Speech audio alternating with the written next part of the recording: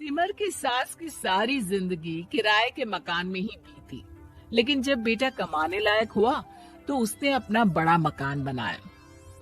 क्या है माँ, इतनी लंबी लिस्ट मेहमानों की? गृह प्रवेश है सिर्फ, शादी में तो तुमने इन लोगों को बुलाया ही था ना। अरे बेटा, तुम्हारे पिता और मैंने तो सारा आजीवन घर नहीं बनाया, ये सोचकर कि पैसा घर में लगा देंगे तो तुझे कहाँ से पढ़ाएंगे। अब बेटा, घर जैसी खुशी में मैं उन लोगों को कैसे भूल जाऊं जिन लोगों के साथ मैंने पूरा जीवन काटा। तभी वहां बहू आ जाती है। क्या माँ जी, कैसी बात कर रही हैं? बुआ जी, चाची जी, उनकी बेटियां, ससुराल वाले सभी तो आ रहे हैं। मैंने उनकी लिस्ट सुमन से पूछकर तैयार कर ली है। हाँ बेटा, ये लोग तो रिश्तेदार हैं, इन लोगों को तो बुलाना ही है। लेकिन जिन लोगों के साथ मैं किराए के मकानों में रही, वो मकान मालिक, वो पड़ोसी, उन्हें कैसे भूल सकती हूँ। माँ, लेकिन वो नीलम आंटी को तो मत बुलाना, बड़ा ही लो स्टैंडर्ड साउंड करती है वो। हाँ माँ, और वो किरण को भी। उनका पति और बेटा खाते कितना है। और नहीं तो क्या, शादी में भी 2000 रुपए वाली प्लेट में दनादन खा रहे थे। माँ कुछ नहीं बोलती, कमरे में चली जाती है। तुम्हारी माँ के तो चोचले ही अलग है, न जाने लोगों को क्या बताना चाहती हैं। अरे आस पड़ोस को तो ऐसे पूछ रही है जैसे कि रिश्तेदार। हाँ जानता हूँ माँ को, वो किसी से जुड़ती है तो दिल से जुड़ती है। वैसे बात करता हूँ उससे। सभी अपने अपने काम में लग जाते हैं। सास को नींद आ जाती है और वो सो जाती है। लग रहा है कि गुस्सा होकर सो गई। कपड़े भी अपने बाहर फेंक कर गई हैं। बहू है ना, नौकरानी जैसी, कर लेगी काम। बड़बड़ करती बहू सास के कमरे में जाती है और कपड़ों को उनकी अलमारी में रखती है कि तभी उसके हाथ में एक एल्बम और कुछ खत लगते हैं। अरे ये क्या है? बहू एल्बम देखती है जहाँ नीलम आंटी और सास के साथ छोटा सा उसका सुमन खड़ा होता है। इनके बचपन की फोटो। वो सारी फोटो देखकर जब खत को खोलती है तो वो किरण का होता है। बहू खत पढ़ने लगती है। खत में लिखा होता है, तू पैसे की चिंता ना कर, सुमन की पढ़ाई में कोई कमी ना हो, हम पड़ोसी नहीं बहने हैं। तभी सास जग जाती है। अरे बहू, क्या हुआ? कुछ चाहिए था क्या? बहू बात घुमा देती है। माँ जी, वो इनकी फोटो देख रही थी नीलम आंटी के साथ। कितनी सुंदर लग रही है ना आंटी? हाँ, दिखा तो जरा फोटो। बहू सास को फोटो देती है। सास फोटो देखकर कहती है, याद आता है, तेरे ससुर जी तो थे नहीं, काम के लिए 10 दिनों के लिए शहर से बाहर गए थे। जब बेटा होने वाला था तब नीलम आंटी और अरुण अंकल ही थे। आंटी बेचारी रात भर मेरे साथ बैठी रही तो अंकल भाग भाग कर दवाई का इंतजाम कर रहे थे। बेटे के होने के बाद भी जब तक मैं घर नहीं आई मेरे पास ही रहे। रिश्तेदार तो आए थे मुंडन में 10 दिनों के बाद। बहू सुनकर खुश होती है, तभी नजर खत पर पड़ती है। माँ, ये किरण आंटी को अपने पैसे वापस कर दिए? हाँ, वो भी समझ कैसे कैसे किए मैं ही जानती हूँ।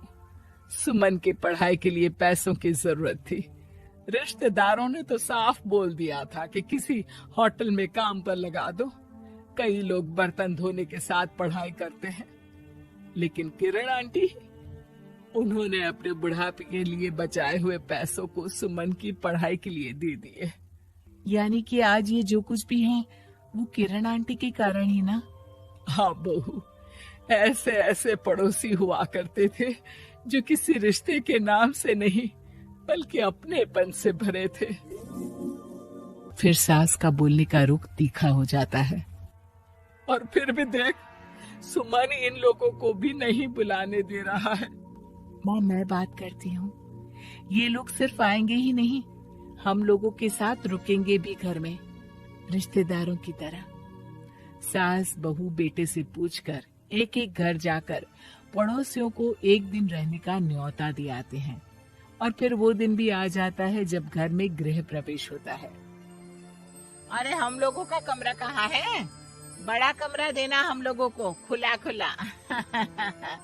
सुमन परेशान हो जाता है कि वो क्या करे, कहाँ किसका सामान रखे, कि वहीं किरण पड़ोसन आ जाती है। अरे सुमन, परेशान ना हो बेटा, हमारे कमरे में रख दो उन लोगों का सामान, हम तो तेरी माँ के साथ ड्राइंग रूम में एडजस्ट हो जाएंगे। और हमारा कमरा कहाँ है?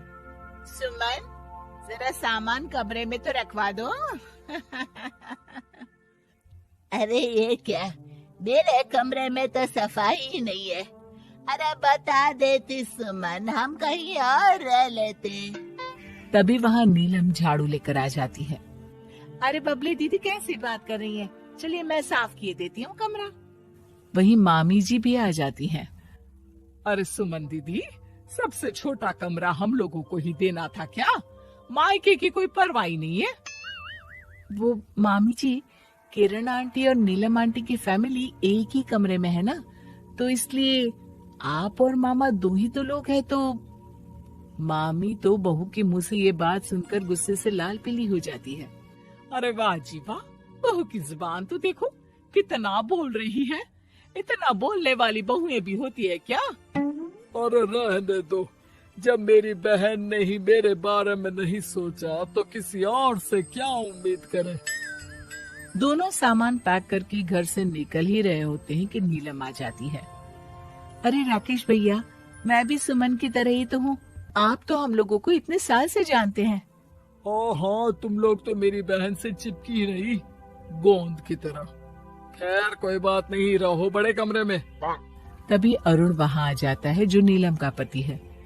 अरे अरे भाई साहब, थोड़ा तो वक्त दीजिए, हम सारे छोटे कमरे में शिफ्ट हो रहे हैं। सारे पड़ोसी छोटे कमरे में चले जाते हैं और मामा मामी बड़े कमरे में। बहू चाची के कमरे से बाहर निकल रही होती है कि देखो कैसे बड़ा मकान बनाकर इतरा रही है। अरे जब हम लोगों ने कहा था कि घर बनवा लो, तब तो लड़के को पढ़ाने की पड़ी थी। इतना पैसा रखी थी, महंगे कॉलेज में पढ़ाया, तब बात मानी होती तो सस्ते में मकान बन जाता। बहू आगे जाती है, जहाँ दोनों पड़ोसन भी आपस में बात कर रही थी। मानना पड़ेगा सुमन को, बहुत ही समझदारी के साथ चली, बच्चों की जिम्मेदारी को सबसे ऊपर रखा, रिश्तेदारों के साथ भी पूरा निभाया। नहीं तो आजकल के रिश्तेदार, अरे सुमन के लिए तो हम हमेशा ही खड़े हैं। बहू तभी मामी के पास जाती है, जहाँ वो मामा से कह रही होती है, बस अब आ गए इसके घर, अब तो ये रो रो कर भी बुलाएगी तो मैं ना आऊं। कैसे कमरे में रखा हम लोगों को, सुमन भी ना किसी काम की नहीं है। बहू सभी को देख समझ रही थी, रिश्तेदारों के नखरों के बीच पड़ोसियों का प्यार। वो देखकर समझ जाती है कि सास के असली मेहमान कौन।